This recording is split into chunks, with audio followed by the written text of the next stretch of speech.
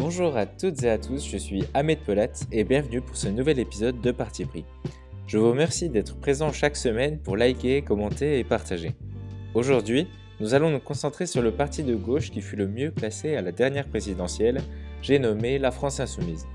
Pour cela, j'ai le plaisir de parler avec Erwan Seiss, qui vient de Brest et qui va se présenter et présenter la France Insoumise.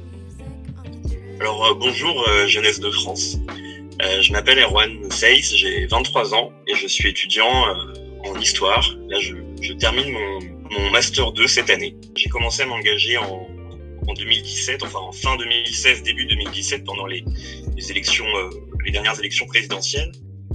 Et moi donc j'ai choisi de m'engager auprès de Jean-Luc Mélenchon et de la France Insoumise parce que en fait je sentais que le discours qui était tenu était un discours qui s'adressait à l'intelligence des gens, à leur réflexion, à tout ça, et qu'on n'était pas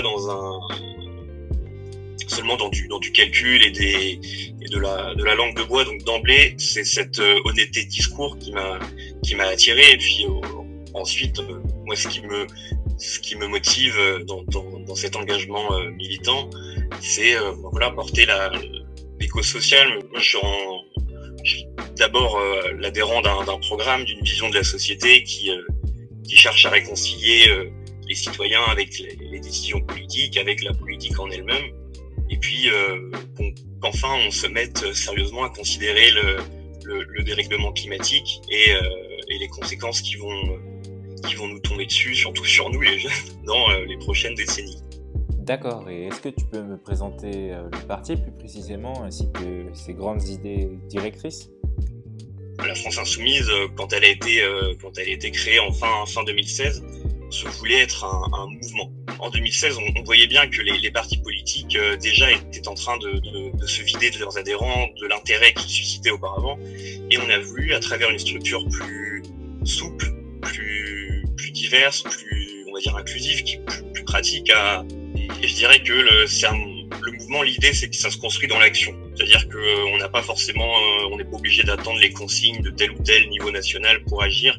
Il y a une liberté d'action et d'initiative qui est assez large, et c'est pour ça qu'on a voulu aussi se présenter comme quelque chose de différent, pour envoyer un signe à la population, pour dire, la politique, c'est pas forcément, on va dire, ces structures bureaucratiques hiérarchisées de A à Z. Ça peut aussi être des manières plus simples, plus directes de s'engager. Là, par exemple, en ce moment, la France Insoumise organise des collectes alimentaires partout dans le pays. Lorsqu'on a vu là les files d'attente s'allonger devant les distributions alimentaires, surtout pour les jeunes. Donc nous, avec nos petits moyens, on essaye de donner le coup de main.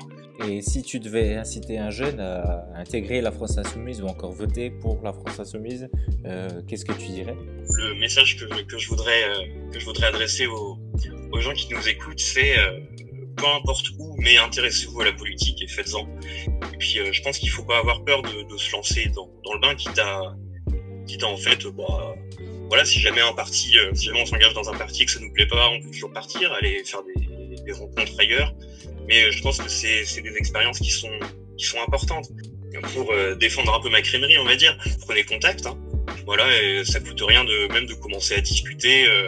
Et évidemment, quand on s'engage dans un parti politique, et puis particulièrement à la France Insoumise, en fait, parce qu'il n'y a pas de carte d'adhérent, vous pouvez venir 2 semaines, papoter, si ça vous plaît pas, vous partez. Enfin, voilà, c'est libre. Et je pense que c'est ce qui contribue à former des citoyens libres et conscients. Donc de tout cœur, engagez-vous en politique et la France Insoumise quand même. Moi, je veux vous remercier à Jeunesse de France de permettre ce genre de rencontre.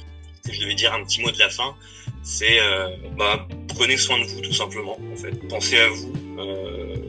On a hâte de se retrouver en vrai d'ici, on espère, quelques mois, et puis qu'on puisse mener encore des beaux échanges autour de l'élection présidentielle qui arrive. Et pour ça, il va falloir se concentrer sur les programmes, pas sur les personnes. Et nous, c'est ce qu'on aspire à porter comme message. Eh bien, je te remercie, Erwan. Je remercie tous les autres jeunes qui ont participé à cette série et je vous dis à très bientôt sur Jeunesse de France.